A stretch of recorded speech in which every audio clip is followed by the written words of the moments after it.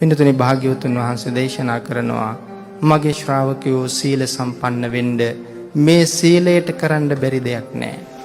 තථාගතයන් වහන්සේගේ දේශනාව මේ සීලයට කරන්න බැරි දෙයක් නැහැ.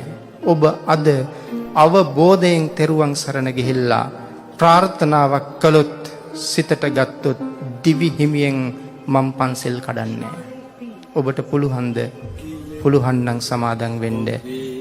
මේ මළුවේ වාඩි වෙන මොහොත වෙනකනුත් ඔබ අතින් සිද්ධ වෙච්ච පව් බොහොමයි. මම අතින් සිද්ධ වෙච්ච පව්ත් බොහොමයි.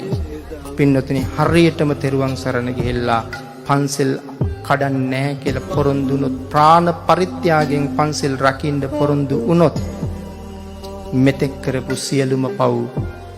කරපු සියලුම පව් පුච්චලා හොසි කරලා දානවා.